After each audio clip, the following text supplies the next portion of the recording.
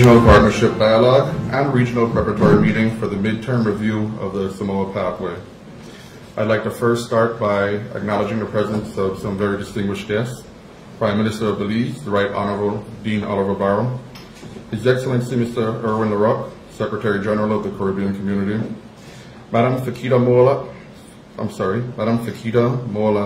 Katoa, United Nations Under Secretary General and High Representative for the Least Developed Countries, Landlocked Developing Countries, and Small Island Developing States, Honorable Manuel Heredia, Minister of Tourism and Civil Aviation, His Worship Daniel Guerrero, Mayor of San Pedro Town, Honorable Dr. Omar Figueroa, Minister of State in the Ministry of Agriculture, Fisheries, Forestry, Environment, Sustainable Development, and Climate Change, Dr. Percival Cha, Chief Executive Officer in the Ministry of Agriculture, Fisheries, Forestry, Environment, Sustainable Development, and Climate Change, His Excellency Ambassador Patrick Andrews, Chief Executive Officer in the Ministry of Foreign Affairs, Her Excellency Ms. Lois Young, Ambassador and Permanent Representative of Belize to the United Nations, Her Excellency Mrs. Janine Caye Felson, Deputy Permanent Representative of Belize to the United Nations, representatives of government, representatives of UN organizations and departments, representatives of member states of CARICOM, representatives of regional organizations, representatives of civil society, observers, and other special invited guests. Welcome, and if it's your first time in Belize, welcome to Belize. For those of you who've been here before, welcome back, and hopefully we can welcome back the first-timers in the very near future. Given some time constraints that we have, we'll go ahead and get right into the official opening ceremony. So without any further delay, allow me to introduce to you the introductory remarks by Honorable Omar Figueroa, Minister of State in the Ministry of Environment, Forestry, Fisheries, and Sustainable Development.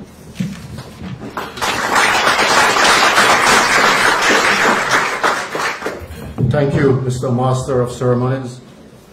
Right Honorable Dean Barrow, PM Prime Minister, His Excellency Mr. Erwin LaRocque, Secretary General of the Caribbean Community, Ms. Fatika Utoikamanu, United Nations Under Secretary General and High Representative for the Least Developed Countries, Landlocked Developed Countries, and Small Island Developing States, my colleague Minister Heredia, other dignitaries here present, ladies and gentlemen, distinguished delegates. On behalf of the government and people of Belize, I wish to warmly welcome all of you to Belize. The hosting of the Caribbean Regional Partnership Dialogue and Regional Preparatory Meeting is a privilege not only because of the significance of the meeting for the global SIDS agenda, but even more so because of the occasion it brings for the Caribbean to define the priorities for that agenda over the next 5 years. That we are here today in the company of such esteemed delegates makes our task ahead all the more auspicious. Many of you have been instrumental in the organization of the meeting, with special recognition due to the United Nations, especially the Department of Economic and Social Affairs, the Office of the High Representative for Least Developed Countries, Landlocked Developing Countries and Small Island Developing States, and the Economic Commission for Latin America and the Caribbean through its sub-regional headquarters, the Caribbean Development and Cooperation Committee.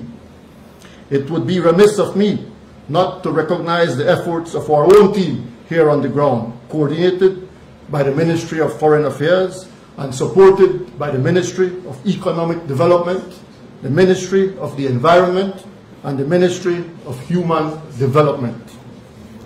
Belize is the last stop in the regional preparatory process before we convene with our fellow SIDS of the AIMS and the Pacific regions in Samoa for the inter-regional preparatory meeting for the midterm review of the Samoa Pathway.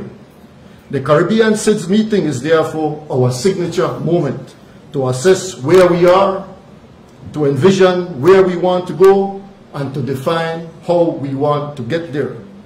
Already the outcomes of the SIDS regional meetings share a common concern that the SIDS agenda is being progressively overshadowed multilaterally. And as a result, the special case of SIDS is being weathered down in the international climate spotlight despite empirical evidence to its growing gravity. The gravity of the SIDS special case is especially apparent in the Caribbean region, where we see a confluence of global challenges impairing national capacity and threatening the future of our people. SIDS are on the front line. This is no trite matter. Climate change impacts in our region are undeniable. Our small economies, embattled already with unsustainable debt levels, struggle to keep pace with outside's needs for adaptation and to bridge liquidity gaps from one disaster to another. And they continue to underperform relative to key comparators in the regional and global context. The macroeconomic challenges, which are directly linked to the unique characteristic of SIDS, persist, but it goes without saying that they are worsening. For the Caribbean, it is especially alarming that the average youth unemployment rate is nearly 25%, which does not augur well for already declining labor productivity. Faced with such odds, we have historically drawn on what unites us to attract global attention to the SIDS cause. While no doubt we have been beneficiaries, the world itself has been the better for the success of our initiatives. History will show that the Caribbean has served as the cradle for a number of initiatives that resulted in landmark global agreements. The first SIDS agenda was adopted in Barbados. What constitutes the Framework Convention on the Law of the Sea was adopted in Jamaica. The United Nations Framework Convention on Climate Change has been hailed as a singular triumph of SIDS, with the Caribbean leading the way. The seeds that led to the International Criminal Court and to a global declaration on the prevention of non-communicable disease were sown in Trinidad and Tobago. The Caribbean's role in the international arena is legendary. We are often the voice of reason and at the same time the voice of ambition. We see the hallmark of our efforts in the ongoing Paris Agreement climate change talks. The Caribbean is also at the forefront, chartering a new frontier in international law of the sea in areas beyond national jurisdiction. We are also progressing SIDS-specific solutions for financing sustainable development that aim to optimize our natural and human capital. In our region, countries are exploring how to harness those resources through different models of the green economy, the blue economy, and now the orange economy. And while these may be SIDS-specific, they are nonetheless models for other developing countries. SIDS magnify the challenges that the world faces. Our vulnerabilities to climate change are a harbinger of the vulnerabilities of others in the longer run. Our challenges with managing scarce resources in limited spaces are the challenges the world will need to confront sooner rather than later. But we are not just a reflection of global challenge. SIDS are a reflection of the opportunities for global solutions. SIDS are a special case, and how the world responds will be a test of its commitment to the most vulnerable and a benchmark for how it will respond to the global challenges to sustainable development. Distinguished delegates, it is my honor now to declare open the Caribbean SIDS Regional Preparatory Meeting. I wish you every success in your deliberations and look forward to a robust outcome to accelerate the implementation of the Samoa pathway and the wider SIDS agenda. I thank you.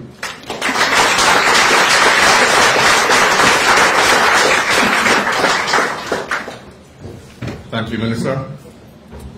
Forgive me, I'd also like to acknowledge the presence of His Excellency Ambassador Lawrence Sylvester, CARICOM, who is the Ambassador of Belize to CARICOM, and also representatives of member states of the Caribbean.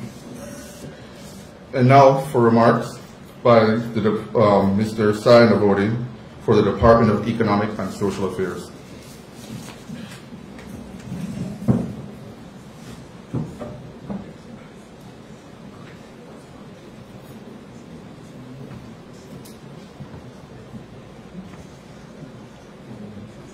Your Excellency, Right Honorable Dean Barrow, Prime Minister of Belize, Excellency the Honorable Omar Fugero, Minister of State, Ministry of Environment, Forestry, Fisheries and Sustainable Development, Your Excellency, Ambassador Louis Young, Permanent Representative of Belize to the United Nations and co-chair of the Steering Committee on Partnership for Seeds, Your Excellency Ambassador Erwin LaRouque, the Secretary General of the Caribbean Community, Your Excellency Ms. Fekita Utoikamanu, the High Representative for Least Developed Countries, Landlocked Developing Countries, Small Island Developing States, distinguished delegates, ladies and gentlemen, the United Nations Department of Economic and Social Affairs brings to you its greetings and take this opportunity to acknowledge and thank the government of Belize for its leadership and for the work done thus far in preparing the Caribbean region for this week's important discussions. Indeed, the midterm review of the Samoa pathway presents an opportune juncture for the Caribbean seeds to re-examine progress with implementation of the pathway and determine how this key document and the actions contained within may be used to harness the support of the international community for addressing the challenges of these regions and for seeds in general. At the United Nations Department of Economic and Social Affairs, within our mandate on monitoring the implementation of the Sustainable Development Agenda of seeds, we are cognizant of the challenges that are confronting the Caribbean region. Caribbean seeds have recorded some of the lowest economic growth rates on average since the Great Recession of 2007, less than 2%. When compared to other seeds regions, the Caribbean lags behind. Debt in the region is at unsustainable levels, ranging from 6% of GDP to 157% of GDP at the end of 2017. Unemployment rates are predominantly high in the Caribbean. In countries where unemployment data is available, it is as high as 25% and as low as 4.3%, and youth unemployment is even higher, as much as 40% in some countries. The 2017 hurricane season once again demonstrated how vulnerable these small island developing states are to natural disasters, with losses up to 225% of GDP caused by Hurricane Maria. These factors are elements which contribute to the economic and environmental vulnerabilities of seeds. The Samoa pathway acknowledges seeds' vulnerabilities and includes clearly identified actions to address some of these. Built on the platform of prior Barbados Program of Action and the Mauritius Strategy of Implementation, the pathway reinforces unequivocally the status of seeds as a special case for sustainable development in view of their unique and particular vulnerabilities. In addition, we now have the 2030 Agenda and the Sustainable Development Goals, which raises the challenge of today's interconnected world and is firmly rooted in the three dimensions of sustainable development. Importantly, it is undergirded by a people-centered and planet-sensitive ethos of people, planet, prosperity, peace, and partnership at its core. Ladies and gentlemen, given the ever-changing global dynamics, it is imperative that seeds undertake a thorough assessment of where they are with implementation and whether they are appropriately positioned to take advantage of this and other related global agreements such as the Paris Agreement. This midterm review process offers the opportunity to do so. It also offers the opportunity to review the extent of partnership, a key component of the Samoa pathway, and can or have been contributing to the sustainable development and even for forging strong, fruitful partnership with bilateral and multilateral partners, particularly those that can support SEED's effort in resilience building. Ladies and gentlemen, there is no doubt that small island developing states will have to contend with challenges, uncertainties, setbacks in pursuit of their development objectives. However, to keep progressing, SEEDs will have to keep evolving. The purpose of being here this week is to do just that. Review, move forward, and evolve. The region must lead Belize with a laser focus on implementation. UNDASA and the United Nations system unreservedly believe that it is worth recommitting to implementation of the Samoa pathway and to collectively harnessing its potential to drive development and prosperity in this region and in small island developing states in general. Certainly, the United Nations system remains committed to investing and supporting its implementation. Indeed, we have a collective responsibility to drive real and measurable progress. Let us not fail at this task. Our collective future depends on our commitment to building stronger, resilient, and secure partnership for prosperity. Thank you. UNDASA extend its best wishes for a productive and rewarding meeting.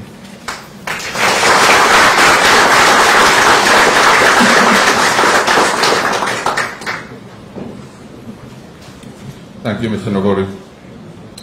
And with her remarks, please welcome Madame Fakida Moeloa Katoa, United Nations Under-Secretary General and High Representative for the least developed countries, landlocked developing countries, and small island developing states.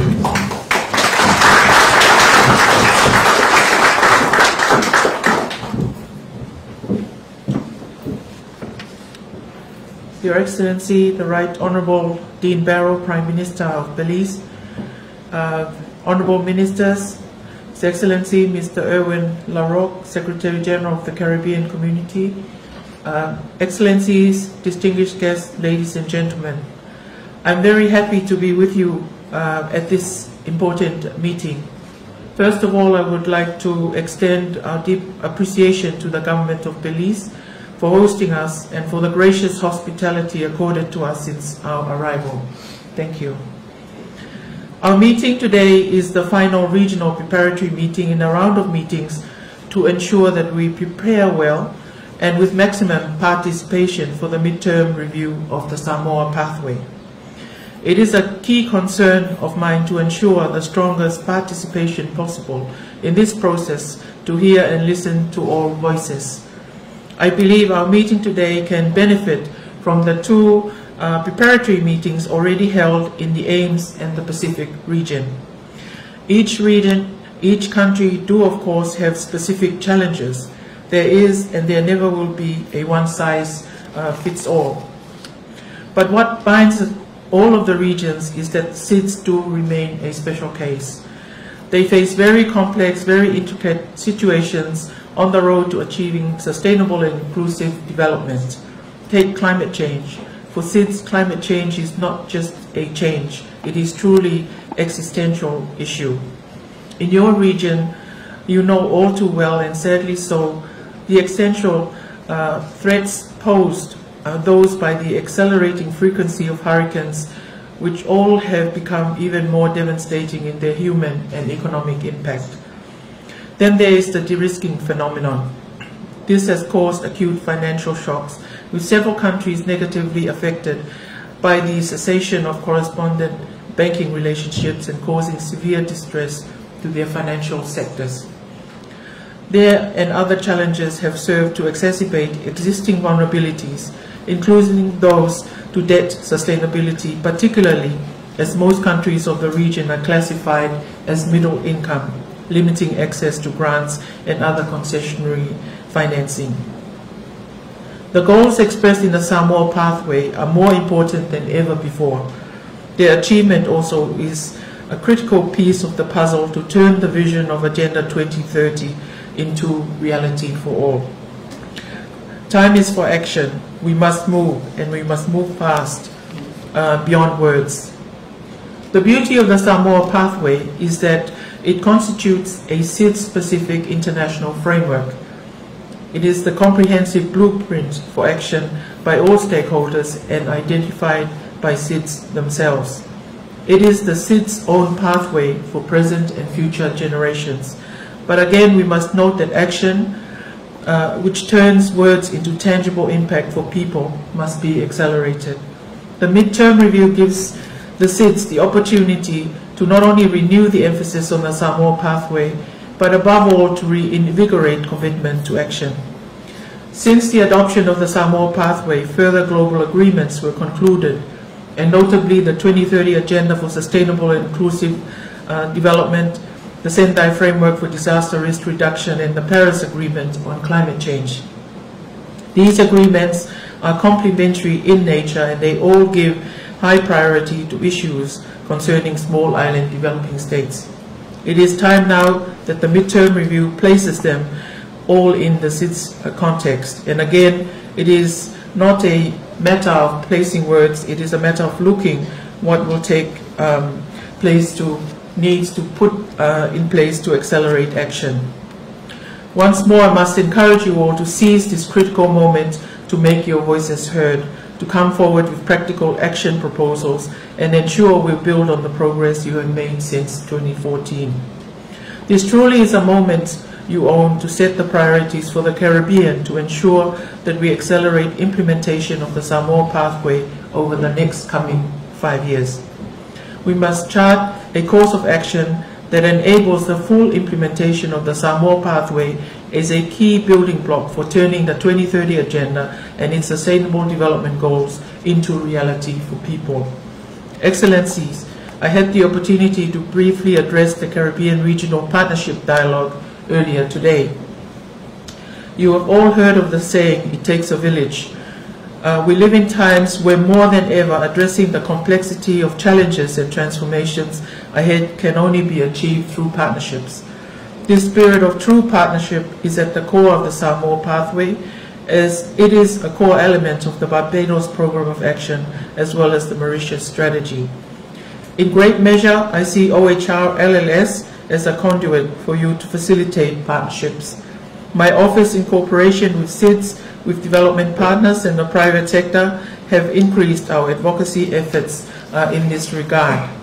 It is of great concern to me that the office does its utmost to encourage all stakeholders, and that includes the private sector, to be more involved, to be more active in the sustainable development of SIDS. Starting with the SIDS conference in 2014, 3 series of SIDS private sector partnership forums have been launched in each of the 3 SIDS regions, in Samoa, Aruba, and most recently in Mauritius in May this year. This is about bridge building to enable closer private sector ties between the 3 SIDS regions, but also with the international business community to form a network. Don't we live in times of network societies, economies, and all kinds of spaces? In this, we do recognize the importance of online presence to achieve the objectives of such a network. So we launched the SIDS Global Business Network web platform in Aruba in 2016. The website and its contents focus on encouraging dynamic interaction by partners and stakeholders of the network. As an islander myself, I know about the importance of virtual networks.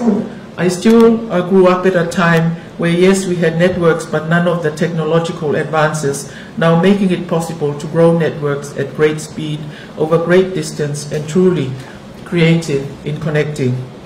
We live in an era of managing in both physical and virtual spaces. We want the SIDS Global Business Network to be one of high impact for the SIDS. The network can help you build multi-country partnerships for strengthening in-country capacity in areas such as access to climate finance and resilient building. Also, in light of the positive trend in public-private partnerships, I would like to note the prominence given to PPP developments by the SIDS GBN, starting with the Aruba P3A conference. The network could play an important role in assisting Caribbean states in providing critical information to better scope existing and emerging markets and investments and make available tools to further expand public-private partnerships in the region. Excellency, allow me to make a final point. The Samoa Pathway has tasked OHR LLS with the mandate to ensure that issues related to SIDS are mainstreamed in the work of the United Nations system. You have my personal commitment that we will make every effort to collaborate with various agencies on areas of specific interest to SIDS.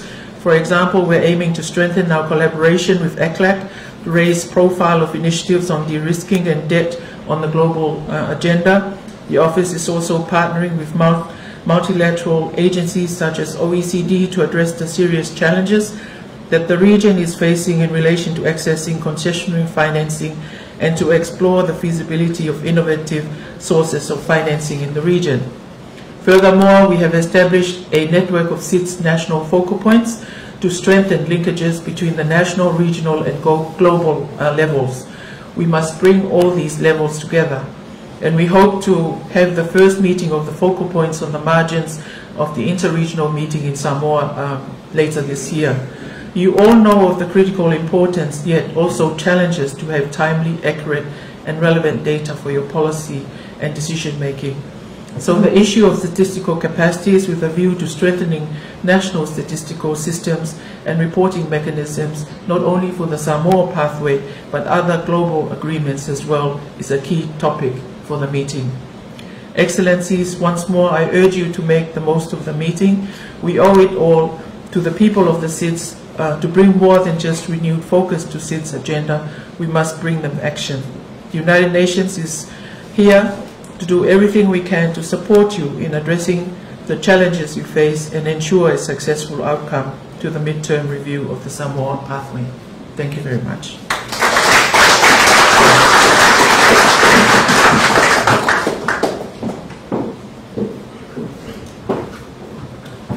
Thank you. And now we'll have remarks by His Excellency, Mr. Erwin Lara, Secretary General of the Caribbean Community.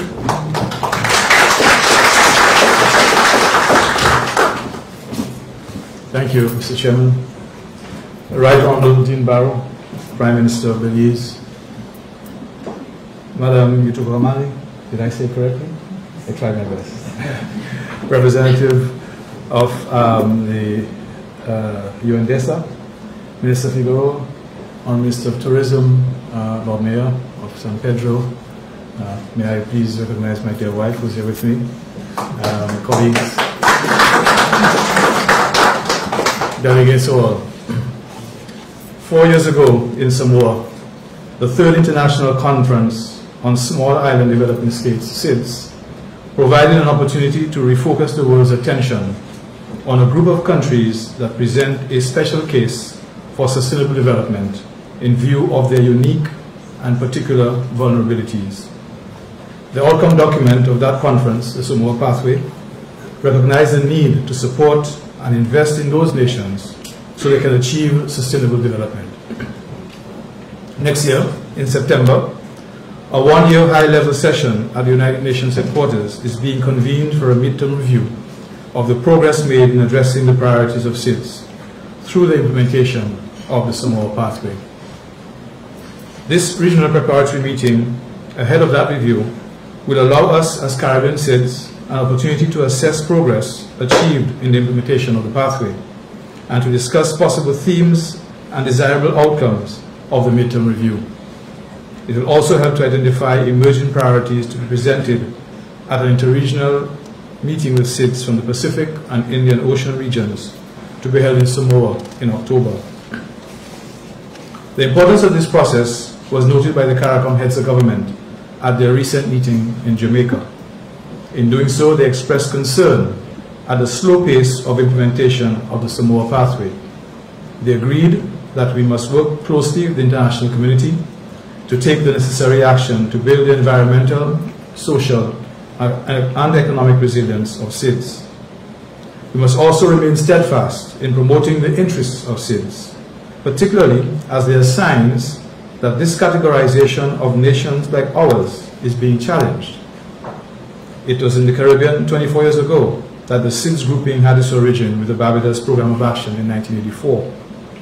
The subsequent Mauritius Strategy of Implementation of 2005 and now the Samoa Pathway of 2014 served to cement the distinct characteristics and needs of these uniquely vulnerable nations.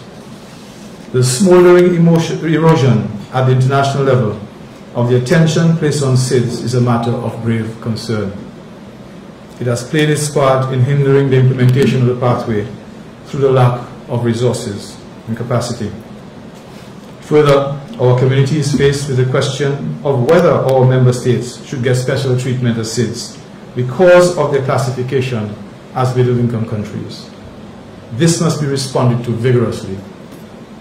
The International Monetary Fund has pointed out that our member states exhibit extreme versions of long-term, low growth, high debt, significant vulnerabilities, and limited resilience to shocks which set them apart from other middle-income states. We have the experience of such a classification which has resulted in many of our member states being graduated out of access to concessional development financing. This is in the context in which the Caribbean Development Bank has observed a declining trend in ODA, Overseas Development Assistance, to our region over the last 20 years, falling from 0.72% of global ODA in 2000 to 0.52% in 2016. We must not waver in our efforts to have the international community desist from using GDP per capita as a principal criterion in determining access to concessional development financing, especially for SIDS. Substantial weight must be accorded to our unique vulnerability in this regard. According to statistics from the United Nations Economic Commission for Latin America and the Caribbean, UNECLAC, and the CDB, 2/3 of the CARICOM countries had debt to GDP ratios in 2016 above the 60% threshold, generally regarded as the benchmark for debt sustainability. It must be noted that a significant portion of that debt is due to external shocks and from the reconstruction after natural disasters. We find ourselves having to constantly reinvest and rebuild in the same capital stock year after year as tropical hurricane storms come to destroy what we are investing in. It is crucial, therefore, that urgent attention be paid to reducing that debt burden. Recognition of the need for debt relief has spawned innovative mechanisms such as debt swaps for climate adaptation proposed by UNECLAC, an initiative which our heads of government has endorsed in principle. This proposal calls for a Caribbean Resilience Fund, which will finance investment in climate resilience, green growth, and structural transformation in the economies of our region. Disasters in general hinder development and growth, reduce both output and government revenue, and demand high levels of expenditures on disaster preparedness and reconstruction. Indeed, the cost of damage and reconstruction sometimes reach much higher than the affected state's GDP. It should be noted that the World Bank has estimated that for every dollar spent on resilience, we save $4 on damage and reconstruction. For many of our countries, sustained economic growth is being stifled by costly reconstruction in the aftermath of natural disasters. It has been recorded that between the years 2000 and 2017, CARICOM member states suffered at least 7 disasters in which the cost of damage ranged from 33% to 226% of the affected country's GDP. Natural disasters such as floods, hurricanes, droughts, unseasonal other weather patterns, rain falling when we don't know it normally falls, are forecast to become more frequent and more intense. This is unfortunately the new normal that our SIDS must face. And we do so as the global focus is diminishing on the situation of SIDS and is fixed on achieving the Sustainable Development Goals. It is incumbent upon us to ensure that the SDGs are pursued in the context of SIDS, special circumstances including vulnerability to natural disasters, effects of climate change, small size, and limited natural resources. For us in the Caribbean, other critical issues to be addressed include de-risking and blacklisting, both of which pose threats to the financial services sector and economic activities of our member states. and this threat is real. It affects our ability to trade internationally, it affects our commerce. I don't know if you can understand when a country loses maybe 2 or 3 corresponding banks, what the impact it has on the economy if it only has 4 or 5 of them. And this is a real case that we've experienced in our region and continue to experience in our region. Whether in implementing the pathway or achieving SDGs, these are realities that confront our CARICOM SIDS and which we must address.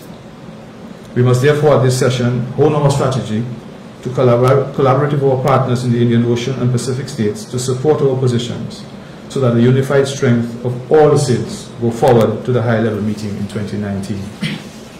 I believe firmly in the SIDS collectivity and in strengthening SIDS inter- and intra-regional cooperation as one of the underlying and fundamental pillars for strengthening the process. I therefore give my assurance as Secretary General of this community that I will endeavor to reach out to my counterparts in the Indian Ocean and Pacific regions to ensure that our collective influence is used to give us the best chance of a positive response to our needs as we seek to fulfill the objectives of the pathway and attain the SDGs. I look forward to the outcome of this meeting and to pursuing with you our aims and objectives. I wish you all the best for fruitful discussions. Thank you very much.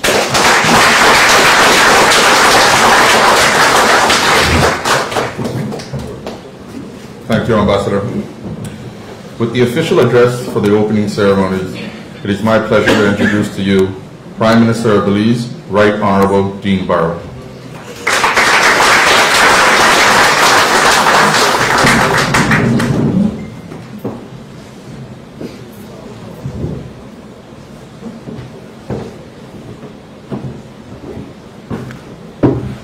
Thank you, Mr. Master of Ceremonies. Minister Figueroa, Minister Heredia, Mr. Secretary General, very pleased that you brought your wife. You fellows don't do that often enough. Madam Under Secretary General, Mr. Representative of UNDEXA,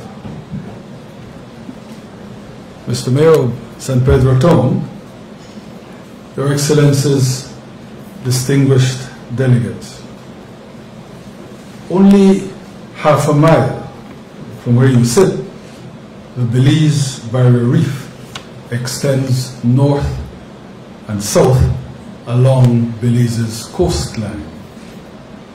It is the biggest barrier reef complex in the Atlantic Caribbean region and the most pristine in the Western Hemisphere. It is in fact the second largest in the entire world.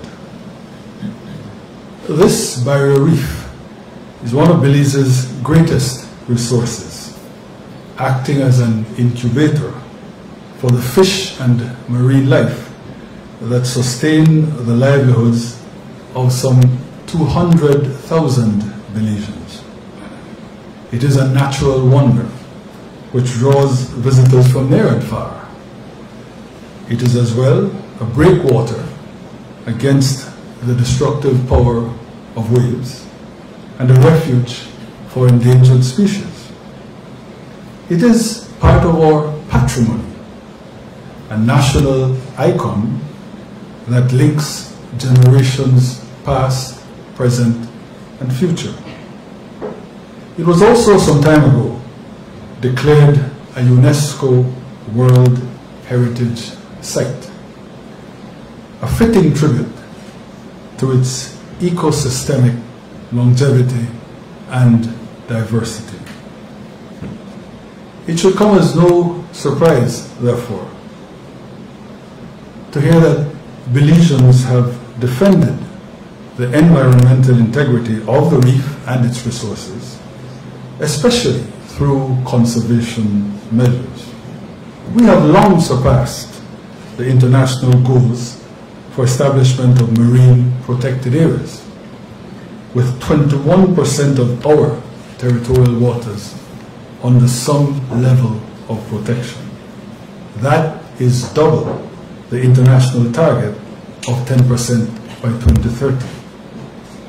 our mangroves, which have a symbiotic relationship with the reef and marine resources, are now almost fully protected.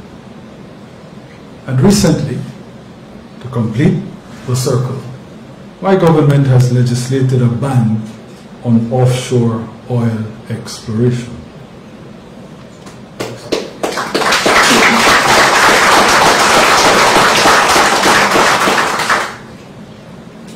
Stakeholders have also urged an end to single-use plastics, and by Earth Day 2019, a prescription to that effect is likewise to become law.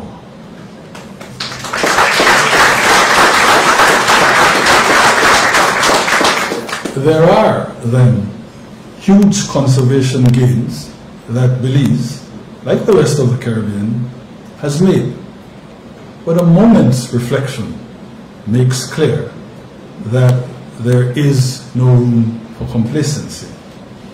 There are threats all around, and many of them come from distant waters and shores.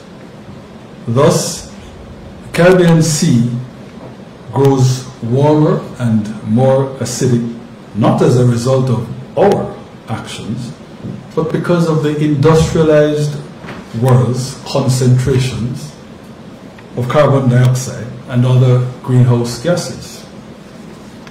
And our natural and planned defenses are no match for the superstorms that are the new climatic norm. This underlines the sobering reality of the inadequacy of even our most ambitious actions. These threats to our sustainability as small islands and low-lying coastal states sometimes seem innumerable, and they join myriad other dangers represented by, for example, non-communicable diseases and the proliferation of small arms. The scourge of transnational organized crime is not only a citizen security issue, but is destabilizing our indigenous financial systems and has helped to make us victims of de-risking, so placing us in an economic and trade chokehold.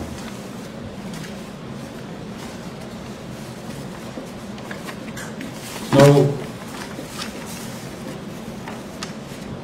all this, in my view, means that a perfect storm, to use that much overworked description, still valid, still opposite. A perfect storm is overtaking us all, and all our resilience is required to combat it. Fortunately, the Caribbean has a long history of resilience. It is what has seen our nations rise from the historical rubble of colonialism and neo-colonialism. It is a resilience that has been individual but also holistic, made so by Caribbean-wide solidarity. Clearly though, I say again, there can be no resting on laurels.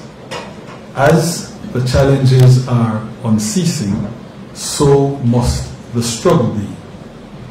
And the particularly critical crunch we are currently experiencing constitutes a new imperative for collective Caribbean action.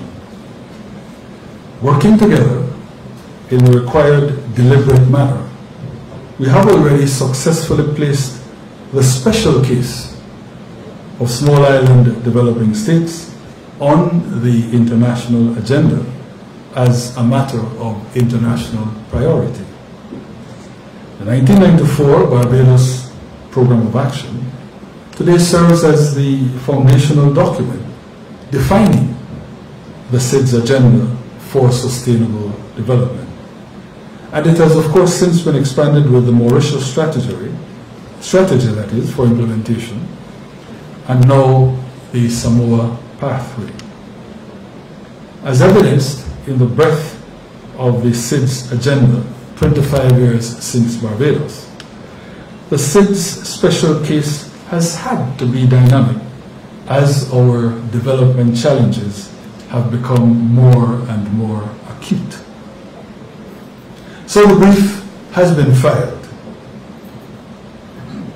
and continuing Caribbean advocacy is full bore. But we may be forgiven for questioning whether the international community's response has been all that it should be. Why, for instance, is the world still set on a path to 4 degrees or more, despite the scientific evidence that SIDS will only barely survive even global temperatures kept at 1.5 degrees Celsius? Why, despite our well-known and objective capacity constraints for accessing and mobilizing finance, are SIDS still subject to the same access criteria as others so very far better equipped in every way to easily attract investments? Why are our small economies being graduated into categories of high middle income or high income status to further straitjacket us? To put it at its mildest, it is clear that despite our special and different circumstances, global policy still deploys a one-size-fits-all approach. This is unsatisfactory, and we must therefore campaign without let for a proper international focus on and support for the SIDS agenda. It is the only way to bolster our indigenous efforts and empower our resilience in the face of the multiple obstacles confronting the Caribbean's sustainable development trajectory. Now, therefore, is the time to refocus the spotlight on SIDS. And this is the opportunity to tailor solutions to address our special case. The San Pedro Declaration, which you will adopt as the outcome of this meeting, should serve to strengthen international resolve and mobilize international action for the SIDS agenda. It must be emblematic of our strong and effective SIDS leadership, and it must be a reminder to the world that our well-documented contributions to the global community are the plinth now of our call for that community to in turn address our needs and advance our cause. Thank you.